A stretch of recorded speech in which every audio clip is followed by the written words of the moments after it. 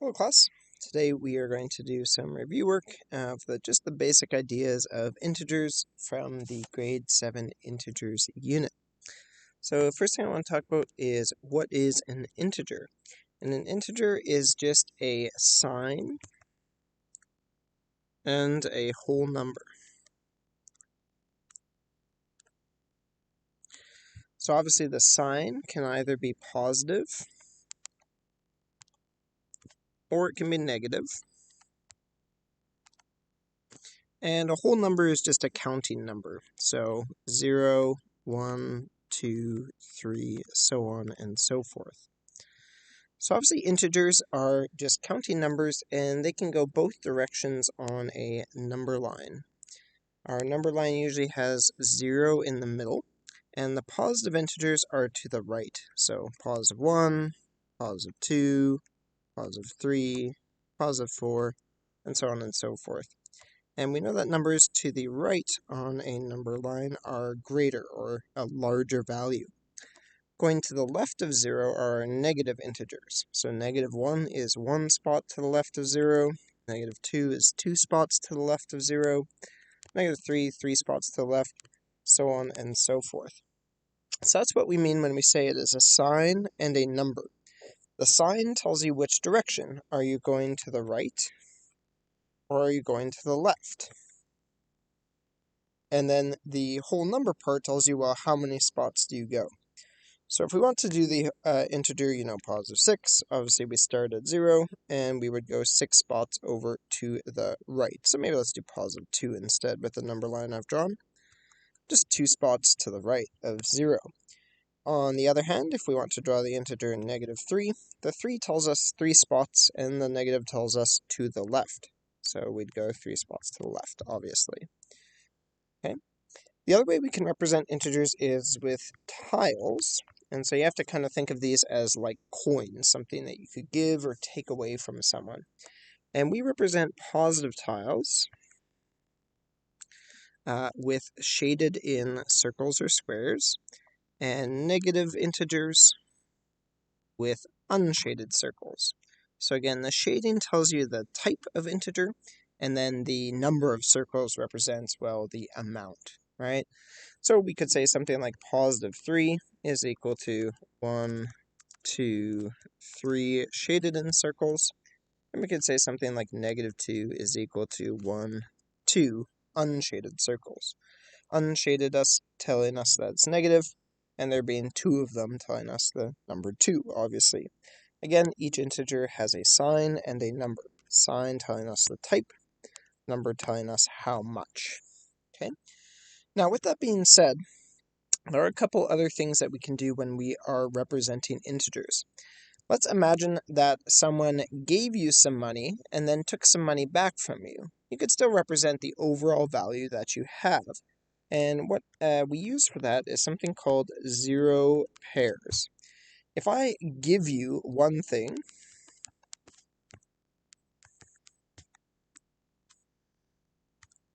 and then I immediately take that dollar back,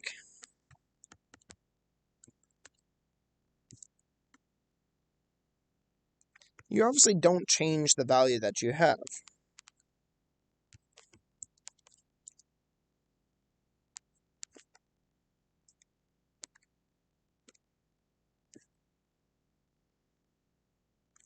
So we can use zero pairs to model other numbers as well. So if I want to model my same positive 3, I could say that I have a zero pair and then 3 positives.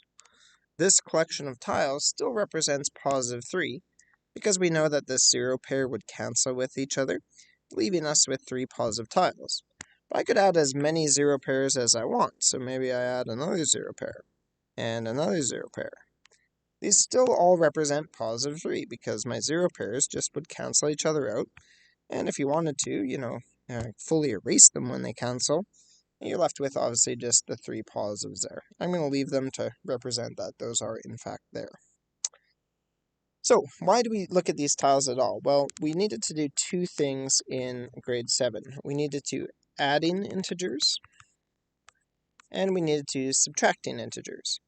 So what do we mean by adding integers? We mean we have one integer, plus another integer. So a problem might look something like positive 2 plus negative 3. To do this with tiles, we can draw out our first integer. My first integer here is positive 2, so I'll represent that with 2 shaded in tiles. And plus means add more, so draw extra things. And what extra things am I going to draw? I'm going to draw 3 negative tiles. Here's my 3 negative tiles. So what value does this represent overall? Well, I can go ahead and I can cancel out my 0 pairs. One positive cancels with one negative. A second positive cancels with a second negative. There is one negative tile remaining. And so we could say that our answer here is negative 1. Likewise, let's do another one. Again, an addition of integers means take 2 integers and add them together. So let's do something like negative 7 plus negative 2. If I do my negative 7, I would need 1, 2, 3, 4, 5, 6, 7 negative tiles. And I need to draw more by 2 negative tiles.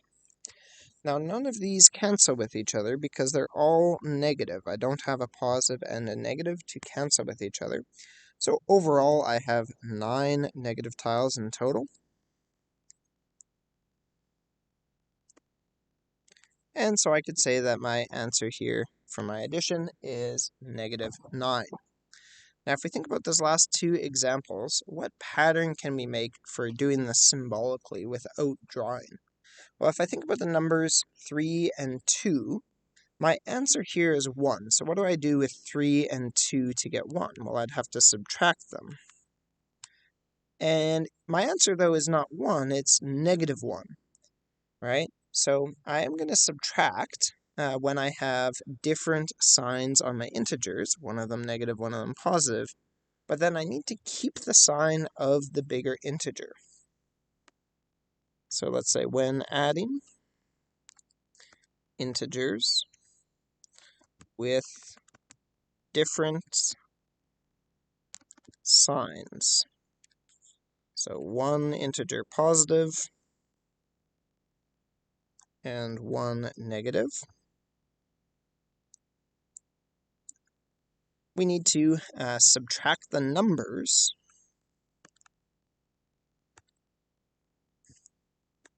just the numbers, not the signs, and we're going to keep the sign of the bigger number.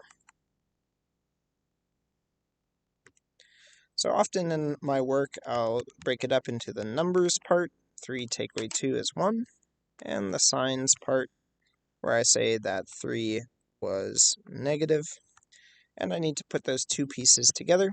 My number answer is 1, and my sign is negative, and that's how I get my negative 1 without drawing things out. If I am adding integers with the same sign, in this case there are 2 positives,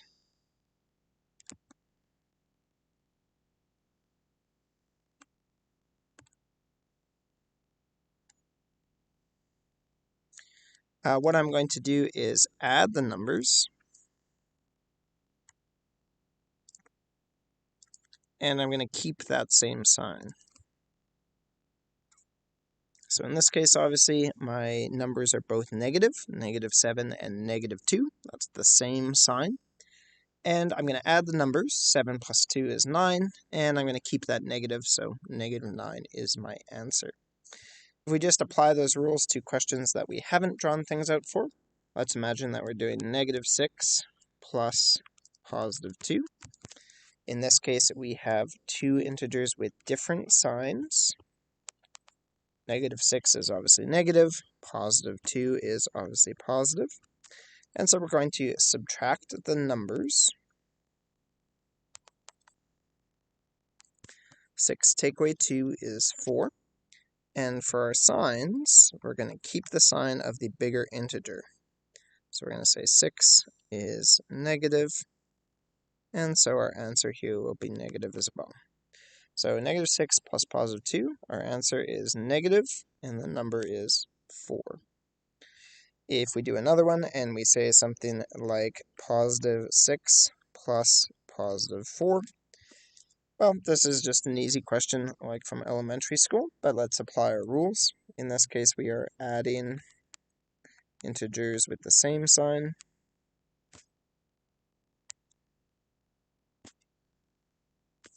And so we can add our numbers. 6 plus 4 is 10. And we can keep the sign. So both of those integers are positive. We can say our answer here is positive 10. Obviously, just like we would in elementary school for that easy example. Now, subtracting integers is the tricky one. And it's because it's a little bit counterintuitive. So remember that subtracting means to take away.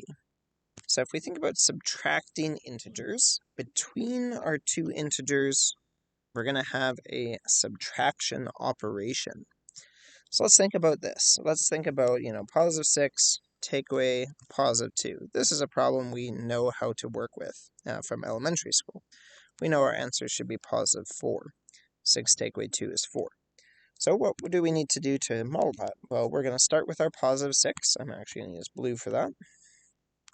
And that would be represented with 6 filled in circles. Now, the subtraction operation tells me to take away.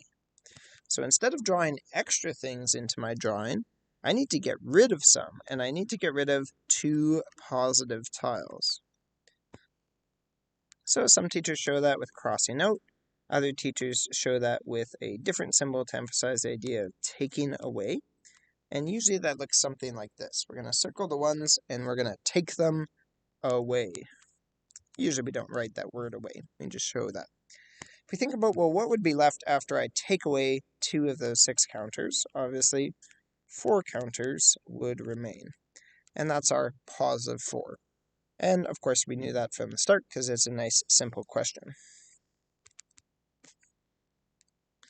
The problem in integers is that we have the potential of having different types of tiles.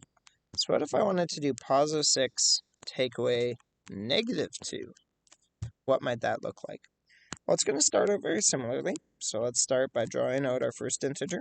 Positive 6 is 6 shaded in tiles. Now we're supposed to take away 2 negative tiles. My issue here is that my drawing of positive 6 doesn't have any negative tiles in it. I can't circle any negative tiles because there aren't any there. So what I'm going to do is I'm going to remember my little trick. My little trick is that with 0 pairs, I can draw any value I want and add on a whole bunch of 0 pairs to them, and it won't change what value that is because the 0 pairs cancel each other out. So if I take a look at my positive 6 take away negative 2, I'm just going to draw on some extra 0 pairs there. So here's 1 0 pair, here's 2 0 pairs. All of this together still represents the value positive 6, just positive 6 by itself. Now, why then does it matter? How does that help me? Well, now I do have 2 negative tiles that I can take away. And how many tiles would remain then? Well, 1, 2, 3, 4, 5, 6, 7, 8 positive tiles remain here. So I can say that my answer is positive 8. Now, that's a little bit unintuitive for some people because we're subtracting and yet our number is getting bigger. 8 is bigger than 6. And it's because we're subtracting a negative. So this is where our rule for subtracting integers comes in. And our rule for subtracting integers is that we can add the opposite. So what that means is take your subtraction statement.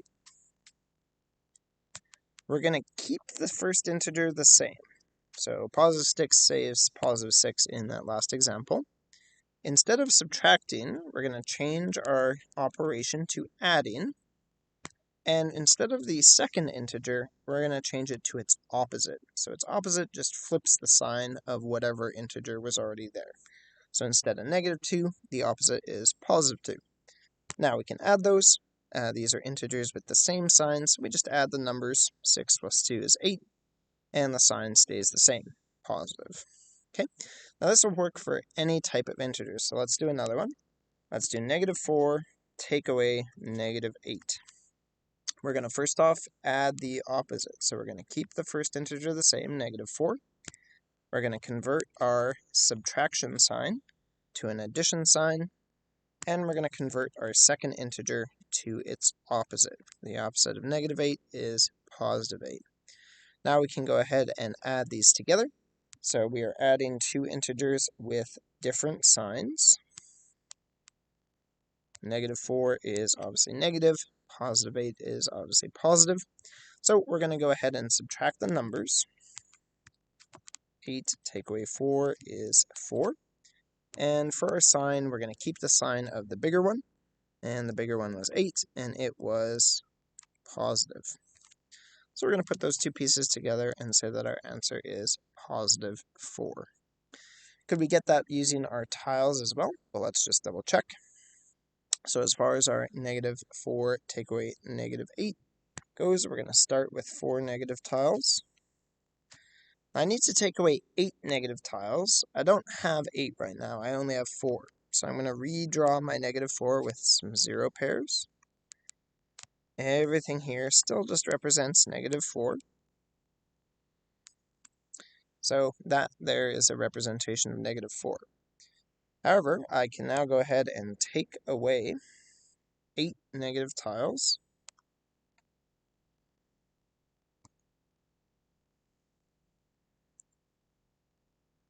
And that leaves me with my 4 positives, which is, of course, the answer I got symbolically as well.